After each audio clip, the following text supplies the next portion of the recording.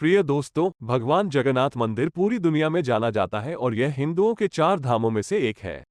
लेकिन क्या आप जानते हैं कि मंदिर के ऐसे रहस्य हैं जिन्हें वैज्ञानिक भी नहीं सुलझा पा रहे हैं?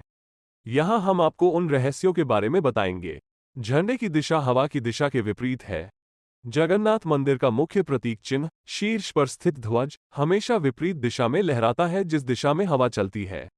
वैज्ञानिक इस घटना की व्याख्या करने में सक्षम नहीं है, जो सीधे तौर पर प्रकृति के नियमों के विपरीत है।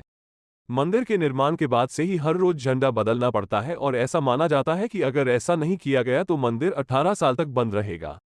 लोग 45 मंजिला इमारत के बराबर बिना किसी सहारे के मंदिर की चोटी पर चढ़ते हैं और रोजाना झंडा बदलते हैं और पिछले 1800 वर्षों में एक भी घटना नहीं हुई है।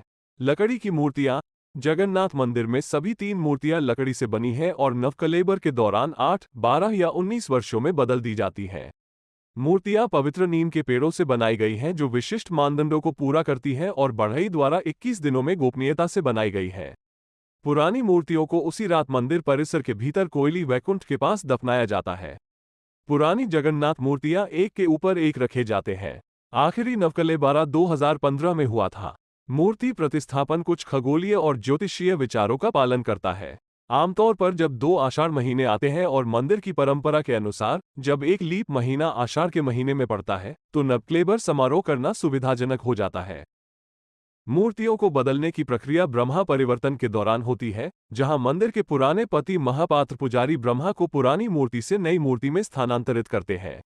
ब्रह्मा परिवर्तन के बाद नई मूर्तियों को जीवन मिलता है और उन्हें पट, वस्त्र और सोने के आभूषणों से सजाया जाता है, जिन्हें सप्तभर्म या बनकलागी के नाम से जाना जाता है।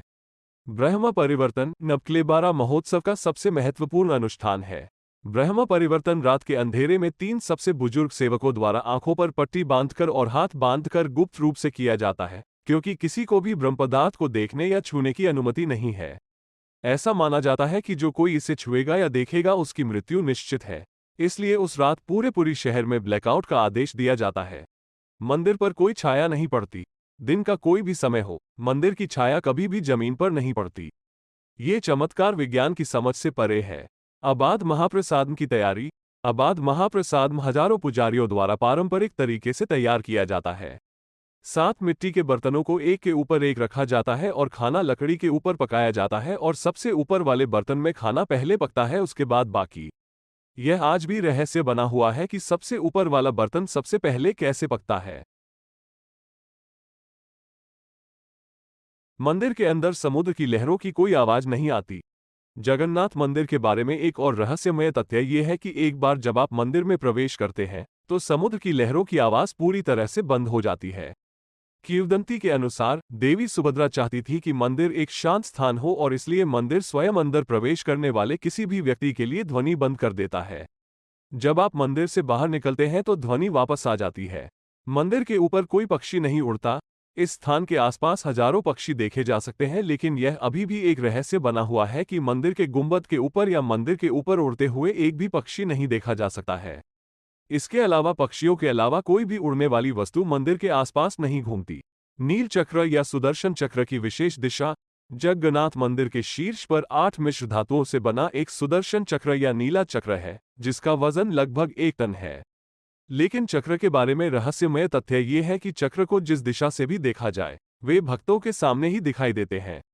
इसकी कोई वैज्ञानिक व्याख्या नहीं है। प्रसाद की सही मात्रा का रहस्य। मंदिर में हर महीने लाखों श्रद्धालु आते हैं। मंदिर में हर दिन समान मात्रा में प्रसाद तैयार किया जाता है, लेकिन यह एक बड़ा रहस्य है कि भीड़ चाहे कितनी भी हो, प्रसाद का एक भी हिस्सा बर्बाद नहीं होता है और न ही किसी भक्त को खाना नहीं खिलाया जाता है। उल्टी समुद्री हवा बहना एक वैज्ञानिक रहस्य है। पूरे विश्व में तटीय क्षेत्रों में दिन के समय समुद्री हवा समुद्र से जमीन की ओर चलती है और रात के समय जमीन से समुद्र की ओर चलती है। लेकिन जगन्नाथ मंदिर में यह अभी भी एक रहस्य है कि यह बिल्कुल विपरीत कैसे होता है, यानी दिन के समय हवा जमीन से समुद्र की ओर चलती है और शाम को इसका विपरीत होता है। अधूरी मूर्तियों की कथा। पौराणिक कथा के अनुसार राजा इंद्रयुम्ना ने मूर्तियों के निर्माण का काम भगवान विश्वकर्मा को सौंपा था, जो सहमत हो गए, लेकिन शर्त रखी कि वह इसका निर्माण सख्त गोपनीयता के साथ करेंगे और कोई भी उन्हें परेशान नहीं करेगा। राजा इंद्रयुम्ना सहमत हो गए और जिज्ञासावश कमरे के बाहर खड़े होकर निर्माण ध्वनि सुनते थे। एक दिन उसे कोई आवाज नहीं सुनाई दी तो वो कमरे के अंदर देखने गया। इससे नाराज होकर विश्वकर्मा ने काम छोड़ दिया। तब से मूर्तियों की वैसे ही पूजा की जाती है। एक और किंवदंती यह है कि भगवान निर्विकार है और मूर्ति उस रूप का प्रतिनिधित्व करती है। हमें उम्मीद है कि आपको भगवान जगन्नाथ मंदिर की कहानी पसंद आई होगी।